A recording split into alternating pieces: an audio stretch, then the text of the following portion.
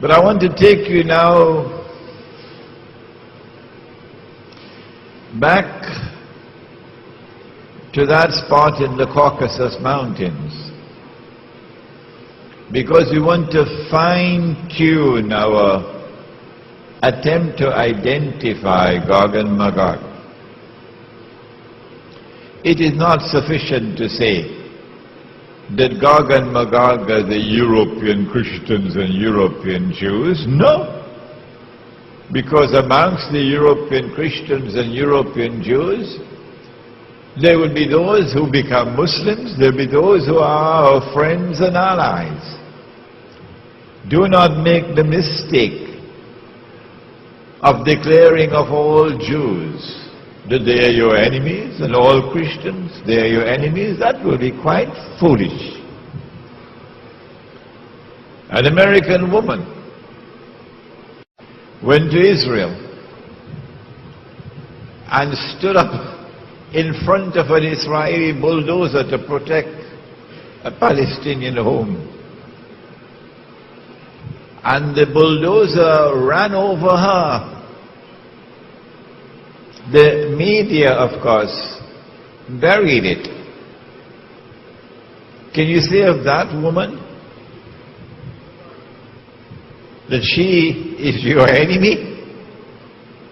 Could you say of that woman that she is Gog and Magog, but she is white and she is American? So we would have peanuts in our heads if we make a blanket statement, all white people, or all Americans, or all Christians, or all Jews. Not at all.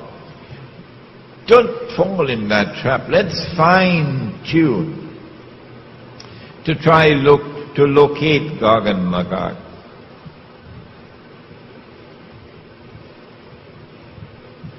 We have to go to the Caucasus Mountains. And there at the Caucasus Mountains we have to look for a people with power. They have to be a people whose power was greater than any other power in the world at that time. We have to look for a people who will eventually be moving from that northern area and moving towards Jerusalem.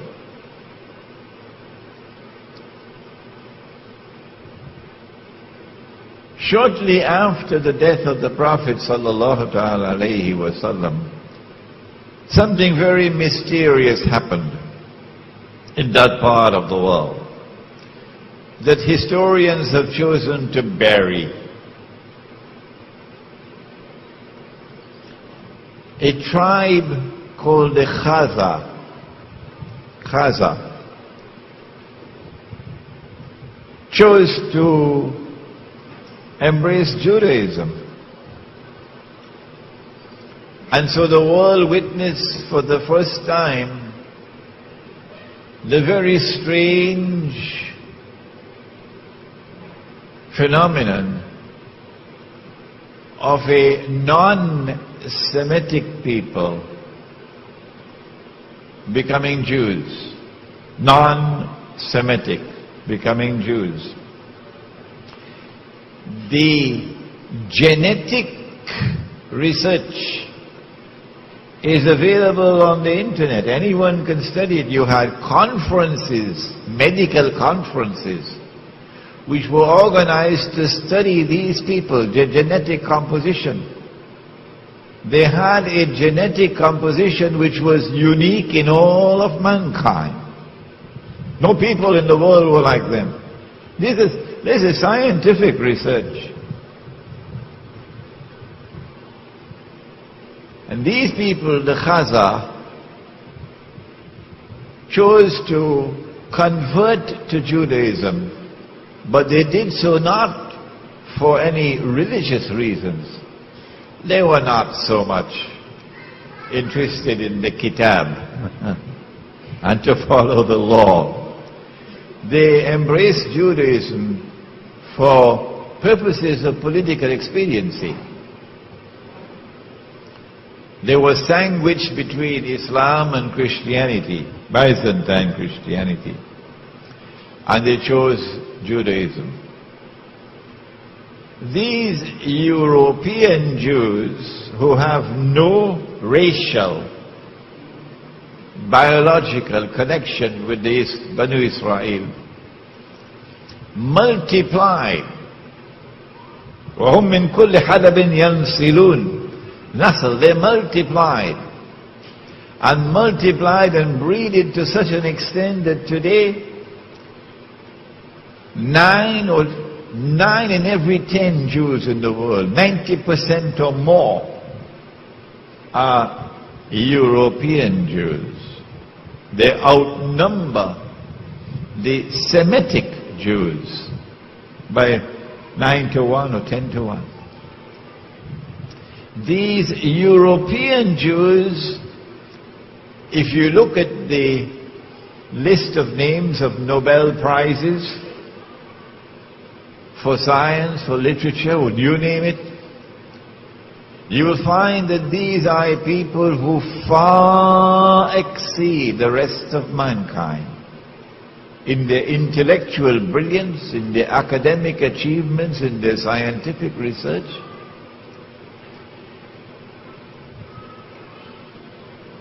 They are a people different from the rest of mankind.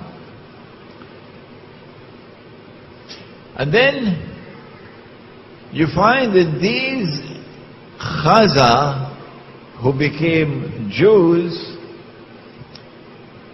also chose to become Christians. So you have the Khazar infiltrating the camp of Judaism and infiltrating the camp of Christianity as well. And from the ranks of these Khazar Jews and Khazar Christians, the emergence of the Jewish-Christian alliance can be traced.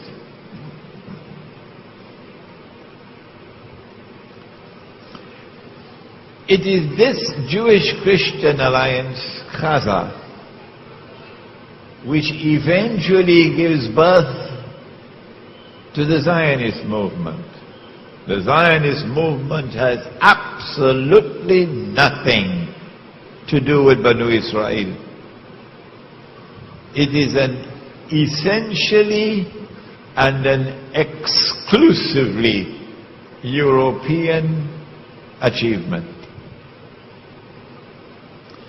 It is these Khazar who, having become Jews, first Jews and then Christians, who built an empire that was the most powerful in Europe and Central Asia. And when the armies of Islam had simultaneously defeated the two superpowers in the world, the Persian Empire and Byzantium, and had emerged as the most powerful military force in the world, Khazar blocked our way. We could not defeat them. And so it would be quite correct to say that the Khazar demonstrated a military power without equal in the world at that time. It is from this part of the world that they spread out. They spread out to Eastern Europe, they spread to Russia, and eventually crossed the sea to the United States. And they are at the heart of the revolutions which transformed Europe from Christendom into modern Western civilization. They are at the heart of the Bolshevik revolution in Russia, which overturned Christianity in Russia. They are at the heart of the French Revolution, in consequence of which the back of the Christian church is broken. The prohibition of riba is now consigned to the garbage bin. And they are the heart of the creation of the Zionist movement. It is these Khazar, Jewish and Christian, who now move to the Holy Land, assisted by a strange and mysterious Jewish Holocaust. And the history of that will one day be revealed on Judgment Day.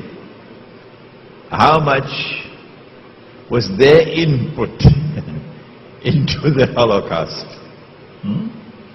So that you have an exodus now of these European Jews to the Holy Land. When the state of Israel comes into being, who it is who controls power in Israel? Not the Oriental Jews, the darker-skinned Jews. No, they are second-class citizens. The ones who control power in Israel are the European Jews.